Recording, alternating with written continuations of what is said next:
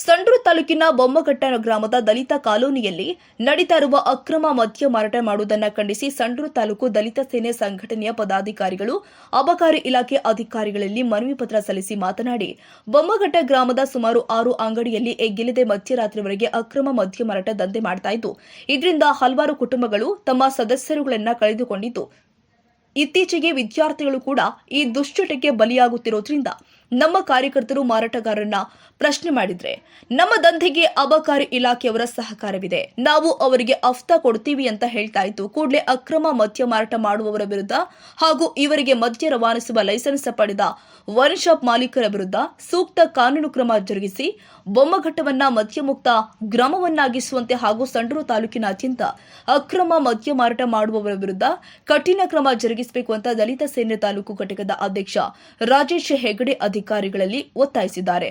ಒಂದು ವೇಳೆ ಈ ವಿಷಯವಾಗಿ ಮುಂದಿನ ದಿನದಲ್ಲಿ ಯಾವುದೇ ಕ್ರಮ ಕೈಗೊಳ್ಳದಿದ್ದಲ್ಲಿ ಇಲಾಖೆಗೆ ಮುತ್ತಿಗೆ ಹಾಕಿ ಉಗ್ರ ಹೋರಾಟ ಕೈಗೊಳ್ಳಲಾಗುತ್ತೆ ಅಂತ ಎಚ್ಚರಿಸಿದ್ದಾರೆ. ನನ್ನ ಹೆಸರು ರಾಜೇಶ್ ಹೆಗಡೆ ಅಂತ, ದಲಿತ ಸೇನೆ ತಾಲೂಕು ಅಧ್ಯಕ್ಷರು ಸಂಡೂರು. ಇವತ್ತು ನಾವು ಅಬಕಾರಿ ಇಲಾಖೆಗೆ ಬಂದಿರುವ ಉದ್ದೇಶ ಏನಂದ್ರೆ, ಈ ಹಿಂದೆ ನಾವು ಸುಮಾರು ಬಾರಿ ದಲಿತ ಸೇನೆ ಬೊಮ್ಮಘಟ್ಟ ಗ್ರಾಮ ಘಟಕದ ವತಿಯಿಂದ ಹಾಗೂ ತಾಲೂಕು ಸಮಿತಿ ವತಿಯಿಂದ ಅಲ್ಲಿನ ಅಕ್ರಮ ಮದ್ಯಪಾನ ಚಟುವಟಿಕೆಗಳ ಬಗ್ಗೆ ಕಡಿವಾಣ ಹಾಕಕ್ಕೆ ನಾವು ಮನವಿ ಪತ್ರ ಸಹ ಸಲ್ಲಿಸಿದ್ವಿ. ಅಲ್ಲಿಂದ ಇಲ್ಲಿವರೆಗೂ ಮತ್ತೆ ಪೊಲೀಸ್ ಇಲಾಖೆಯನ್ನು ಮತ್ತು ಈ ಇಲಾಖೆಯನ್ನು ಸಹ ನಾವು ಗ್ರಾಮಕ್ಕೆ ಭೇಟಿ ನೀಡಿ ಅಲ್ಲಿ ಏನೋ ಅಕ್ರಮ ಮದ್ಯಪಾನ ಮಾರಾಟ ಮಾಡ್ತಾರೋ ಅವರಿಗೆಲ್ಲ ಅವೇರ್ನೆಸ್ ಮಾಡುವಂತ ಕಾರ್ಯಕ್ರಮ ಕೂಡ ಮಾಡಿದ್ವಿ, ಡ್ರಿಂಕ್ಸ್ ಮಾರಬಾರ್ದು ಅಂತೇಳಿ. ಆದರೂ ಅಲ್ಲಿಂದ ಇಲ್ಲಿವರೆಗೂ ಈ ಅಬಕಾರಿ ಇಲಾಖೆ ಯಾವುದೇ ಕ್ರಮ ತಗೊಳ್ಳದೆ ವಿಫಲವಾಗಿದೆ. ಹಾಗಾಗಿ ಇವತ್ತೇನು ಬೊಮ್ಮಘಟ್ಟ ಗ್ರಾಮದ ಎಲ್ಲ ದಲಿತ ಸೇನಾ ಕಾರ್ಯಕರ್ತರು, ಅಲ್ಲಿನ ಗ್ರಾಮಸ್ಥರು ಇವತ್ತು ಬಂದು ಮತ್ತೆ ಮೆಮೊರಂ ಕೊಟ್ಟಿದ್ದೀವಿ. ದಿನನಿತ್ಯ ಏನಾಗ್ತಿದೆ, ಸುಮಾರು ಒಂದೇ ಕಾಲೋನಿಯಲ್ಲಿ 6 ಅಕ್ರಮ ಮದ್ಯಪಾನ ಅಂಗಡಿಗಳಿದ್ದು, ದಿನನಿತ್ಯ ಅಲ್ಲಿನ ಕೂಲಿ ಕಾರ್ಮಿಕರು, ರೈತಾಪಿ ಕುಟುಂಬ ವರ್ಗದವರು ಹಾಗೂ ಅಲ್ಲಿನ ನಮ್ಮ ಯುವಕರು ಮದ್ಯಪ್ರಿಯರಾಗಿ ದಿನನಿತ್ಯ ತಮ್ಮ ಜೀವನ ಹಾಳು ಮಾಡ್ಕೊಂತಿದ್ದಾರೆ. ಮನೆಯಲ್ಲಿರುವಂತಹ ವಸ್ತುಗಳು, ಕುರಿಗಳು, ಮೇಕೆಗಳನ್ನ ಮಾರಿಬಿಟ್ಟು ಕುಡಿತಿದ್ದಾರೆ. ಆ ಒಂದು ಕೆಟ್ಟ ಪರಿಸ್ಥಿತಿ ಆ ಕಾಲೋನಿಗೆ ಬಂದಿದೆ. ಹಾಗಾಗಿ ಈ ಹಿಂದೆ ಸಹ ಅಲ್ಲಿ ಒಂದು 5-6 ಯುವಕರು ಮದ್ಯ ಸೇವನೆ ಮಾಡಿ ತೀರ್ಕೊಂಡಿದ್ದಾರೆ. ಆಕಾಶು, ಹುಲಿಗಪ್ಪ, ರಮೇಶು, ಚನ್ನಬಸಪ್ಪ, ಭೀಮಪ್ಪ, ಮಲಿಯಪ್ಪನವರು ಸಹ ತೀರ್ಕೊಂಡಿದ್ದಾರೆ. ಈ ಇಲಾಖೆ ಕಣ್ಮುಚ್ಕೊಂಡು ಕುಂತಿದೆ. ನಾವು ಅಲ್ಲಿ ಅಕ್ರಮ ಮದ್ಯಪಾನ ಮಾಡೋರಿಗೆ ಅವರು ಓಪನ್ ಆಗಿ ನಮ್ಮ ಕಾರ್ಯಕರ್ತರಿಗೆ ಹೇಳ್ತಾರಂತೆ, ಇಲಾಖೆಯೇ ನಮಗೆ ಕುಮ್ಮಕ್ ಕೊಡ್ತಿದ್ದಾರೆ, ಇಲಾಖೆಗೆ ನಾವು ತಿಂಗಳ ಹಪ್ತ ಕೊಡ್ತೀವಿ, ತಿಂಗಳ ಇಷ್ಟಂತ ದುಡ್ಡು ಕೊಡ್ತೀವಿ, ನೀವೇನ್ ಮಾಡ್ಕೊಳಕ್ಕಾಗುತ್ತೆ ಅಂತ ಅವ್ರು ಹೇಳ್ತಿದ್ದಾರೆ. ಹಾಗಾದ್ರೆ ಇಲ್ಲಿನ ಭ್ರಷ್ಟ ಅಧಿಕಾರಿಗಳು ಕಣ್ಮುಚ್ಚಂಗ್ ಕೂತಿದ್ದಾರೆ. ಮುಂದಿನ ದಿನಮಾನಗಳಲ್ಲಿ ಬೊಮ್ಮಘಟ್ಟ ಗ್ರಾಮ ಮದ್ಯಪಾನ ನಿಷೇಧ ಗ್ರಾಮವಾಗಿ ಮಾಡಲಿಲ್ಲ ಅಂದ್ರೆ ಮುಂದಿನ ದಿನಮಾನಗಳಲ್ಲಿ ದಲಿತ ಸೇನೆ ತಾಲೂಕು ಸಮಿತಿ ಹಾಗೂ ಎಲ್ಲ ಗ್ರಾಮ ಘಟಕಗಳು ಸೇರಿ ಈ ಇಲಾಖೆನ ಮುತ್ತಿಗೆ ಹಾಕಿ ಬೃಹತ್ ಮಟ್ಟದಲ್ಲಿ ಹೋರಾಟ ಮಾಡಿ ಇಲ್ಲಿನ ಅಧಿಕಾರಿಗಳನ್ನ ಸಸ್ಪೆಂಡ್ ಮಾಡಿಸುವಂತ ಕೆಲಸ ನಾವು ಮಾಡ್ತೀವಿ. ಇದಕ್ಕೆ ಅಬಕಾರಿ ಇಲಾಖೆ ಅಧಿಕಾರಿ ಪ್ರತಿಕ್ರಿಯಿಸಿ ಮಾತನಾಡಿ, ನಾವು ಇತ್ತೀಚೆಗೆ ಬಂದ ದೂರಿನ ಮೇರೆಗೆ ಬೊಮ್ಮಘಟ್ಟ ಗ್ರಾಮಕ್ಕೆ ಭೇಟಿ ಕೊಟ್ಟು ಅಕ್ರಮ ದಂಧೆಯಲ್ಲಿ ತೊಡಗಿದವರ ವಿರುದ್ಧ ಕ್ರಮ ತೆಗೆದುಕೊಂಡು ಸೂಕ್ತ ದಂಡ ಶುಲ್ಕವನ್ನು ಪಾವತಿಸಿಕೊಂಡಿದ್ದೇವೆ. ನಂತರ ಪುನಃ ಭೇಟಿ ಕೊಟ್ಟಾಗ ಈ ಗ್ರಾಮದಲ್ಲಿ ಯಾರು ಕೂಡ ಮದ್ಯ ಮಾರಾಟ ಮಾಡುವುದಿಲ್ಲ ಅಂತ ನಮಗೆ ಮಾಹಿತಿ ಬಂದಿದೆ ಎಂದಿದ್ದಾರೆ. ಒಂದು ವೇಳೆ ಈಗ ಅಕ್ರಮ ದಂಧೆ ಕಂಡು ಬಂದಲ್ಲಿ ತಾವು ದೂರನ್ನ ಕೊಟ್ರೆ ನಾವು ಕ್ರಮ ಕೈಗೊಳ್ಳಲು ಸಾಧ್ಯವಾಗುತ್ತೆ ಎಂದಿದ್ದಾರೆ. ಬೊಮ್ಮಘಟ್ಟ ಗ್ರಾಮಸ್ಥರಿಗೆ ನಮ್ಮ ಅಬಕಾರಿ ಇಲಾಖೆಯಿಂದ ಸ್ವಾಗತ ಕೊಡ್ತೇನೆ. ಈ ಹಿಂದೆ ಸಹ ಬೊಮ್ಮಘಟ್ಟ ಗ್ರಾಮದವರು ನಮಗೆ ಅರ್ಜಿ ಕೊಟ್ಟಿದ್ರು, ಅಕ್ರಮ ಮದ್ಯ ಮಾರಾಟ ಮಾಡ್ತಾರೆ ನಮ್ಮೂರಲ್ಲಿ ಅಂತ.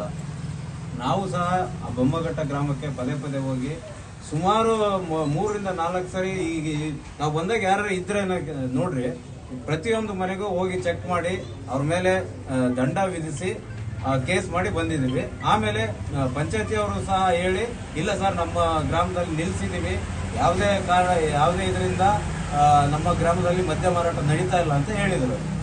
ಮತ್ತೆ ನಾವು ಸಹ ಪದೇ ಪದೇ ಭೇಟಿ ನೀಡಿ ಅವ್ರ ಮೇಲೆ ಇದನ್ನು ನಮಗೂ ಕನ್ಫರ್ಮ್ ಆಗಿದ್ದಕ್ಕೆ ನಾವು ಅಲ್ಲಿಗೆ ನಿಲ್ಸಿದ್ವಿ. ಈಗ ಮತ್ತೆ ಸ್ಟಾರ್ಟ್ ಮಾಡಿದ್ದಾರೆ, ಮತ್ತೆ ನಮಗೆ ದುಡ್ಡು ಕೊಡ್ತಾರೆ ಅಂತ ನಮ್ಮ ಮೇಲೆ ಆರೋಪ ಮಾಡ್ತಿದ್ದಾರೆ. ಅಂದ್ರೆ ನಾವು ಖಂಡಿತವಾಗಿ ನಿಮ್ಮ ಸಪೋರ್ಟಿಗೆ ಇರ್ತೀವಿ, ಅದು ನಮ್ಮ ಕರ್ತವ್ಯ ಸಹ.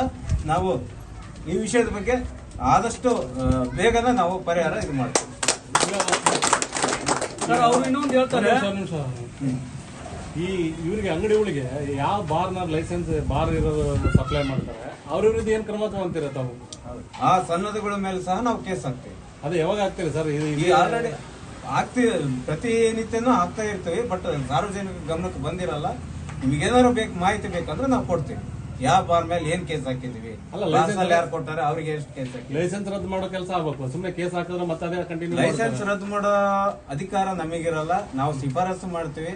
ಮೇಲೆ ಕಮಿಷನರ್ ಬೆಂಗಳೂರು ಅವ್ರು ಇರ್ತಾರೆ, ಅವ್ರಿಗೆ ಅಧಿಕಾರ ಇರುತ್ತೆ. ಅವ್ರ ಮೇಲೆ ಅವ್ರ ಕರ್ಗಿದ್ರೆ ನಾವು ನಮಗೆ ನಿರ್ದೇಶನ ಮಾಡಿದ್ರೆ ನಾವು ಅವರಿಗೆ ಕ್ರಮ ತಗೊಳ್ತೀವಿ. ಆ ರೀತಿ ಶಿಫಾರಸ್ ಮಾಡಿರೋದು ಯಾವ್ದಾದ್ರು ಲೆಟರ್ ಇದೆ ತಮ್ಮ ಕಡೆ ಈಗ? ಇದೆ.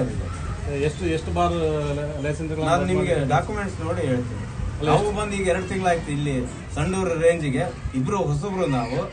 ಹಾಗಾಗಿ ಸ್ವಲ್ಪ ಅಂಕಿಅಂಶಗಳನ್ನು ನೋಡಿ ಸುಮ್ನೆ ಏನೋ ಒಂದು ಅಂಕಿಅಂಶ ಕೇಳೋದಲ್ಲ, ನೋಡಿ ನಿಮಗೆ ಹೇಳ್ತೀನಿ. ಬೊಮ್ಮಘಟ್ಟದಲ್ಲಿ ತಾವು ಹೋಗಿದ್ರಪ್ಪ, ನಾವು ಕೂಡ ಹೋಗಿ ಬಂದಿದ್ದೀವಿ ಅಂತೇಳಿ.